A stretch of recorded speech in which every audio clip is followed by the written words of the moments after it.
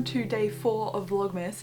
I realised something last night after I'd finished yesterday's vlog, and that is that I've got a library hold for the Atlas 6 and I have 4 hours left of the audiobook, but I've only got 2 days left on that hold and I can't renew it. So that has made me go, I think I need to finish this today or tomorrow, because usually I listen to books on my commute, but at the moment I'm doing a bit of working from home because we've got builders working on our ensuite, doing a renovation, so I need to be here while they're here, and that means I can't listen to this on the train, so I've been ignoring it by accident, but I need to read this and finish it up so that I don't lose my spot in line, because if I let that renew lapse, then I won't get it for another 5 or 6 weeks. This has now suddenly become the priority and I'm kind of panicking about it. Additionally, I also accepted something else at my library, which is, you know, classic me. All my holds come in at once and then I deflect them all at once, but this one I accepted, and that one is Yumi and the Nightmare Painter, which is one of Sanderson's Kickstarter releases.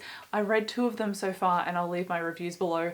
They're not as exciting as I thought they would be, and I'm hoping that this is, you know, still in the ballpark of enjoyment, but I don't really have high expectations for it, which is why I've kept it in the plastic so far. But this one I've got for 21 days and I can extend the hold if I need to, so I'm not as worried about starting this one as I am about finishing the Atlas 6. So while this is like a maybe, the Atlas 6 is that I need to read it now. I realised this vlog was going to be a bit book-centric, so to make it a little bit more Christmassy, here is my Christmas snack that I'm obsessed with and I have no hope of pronouncing.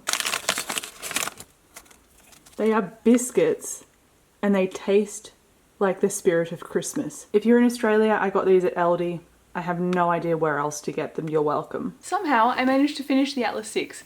Clearly having a library deadline looming over my head is enough to put fear and motivation into me, and I gave this the same rating that I did when I first read it, and that is 4.5 stars. Although this time I feel like I appreciated more of the inner mechanisms of the character development and intention, because there was a lot of subtle manipulation going on in here that I just kind of missed the first time. This is about 6 initiates who get accepted into this prestigious school with access to the Library of Alexandria's archives, and they are all Medeans, which is magic user in this world, but they are all 6 very powerful Medeans. And there is a catch to coming to this school, but they don't really find that out until halfway through the book or so, so I won't say anything else about it. But it's essentially kind of like a magical cult, and they are all in it for their own knowledge and power in varying degrees, and it's interesting to see that kind of take shape across the book. And it's an interesting discussion too about what people would do for knowledge and power and how that can warp or shape their decisions. It was a really interesting story, and I think the themes in this book were really also apparent in Babel by the same author, and I really like the concepts and themes in Babel, but I prefer the characters in the Atlas 6. But Babel was a 4, this one was a 4.5, and I'm eager to continue reading the next book, The Atlas Paradox, but I think I will stick to Percy Jackson in the meantime.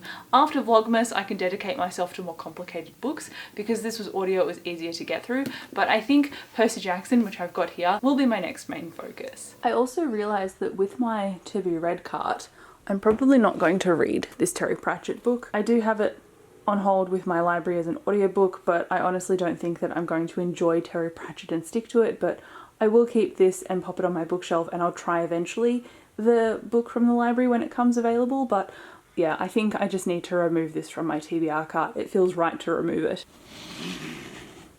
It seems to be a thing that I update you the following morning, but bear with me, I have been packing as much reading into my evenings as possible before I go straight to bed, and that said, I've got 30 pages left of this book, and obviously I'm really enjoying it, and there's also a lot of stuff that I've just forgotten about. It slipped my mind. Parts of it have been replaced a little bit by the movie, which is like blasphemous because we don't talk about the fact that that is a film, but with the Medusa scene in this book, it turned out differently, and Percy mailed Medusa's head back to Mount Olympus as a sassy "screwed you guys" to the gods. And I'm like, ooh, the sass is coming out early in this book. I completely forgot that Percy was like ready to fight people, because he's like, I've been bullied my whole life, this sucks, I'm not going to roll over for bullies anymore.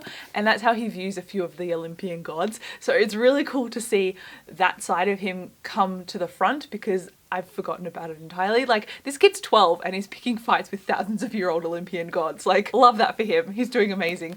I also really like that Grover, Annabeth and Percy are in this book, and there are moments in between all of the action that is balanced out with quieter scenes as well. So they get not only character development of themselves, but they get to have conversations and understandings of each other. Like, Annabeth's past has been revealed to Percy now, and it's just nice to see them connect and trust each other. I love a good found family, and you can see the beginnings of it starting to form here with this trio. I just love them, and true to form, I'm enjoying this book because I've reread it multiple times. It is a staple of my childhood, and I'm just happy as an adult that I still enjoy it as well. I'm annoyed that I didn't finish the 30 pages because I would have been able to finish this book and the Atlas 6 in day 4 of Vlogmas, but that's just how it has to be sometimes.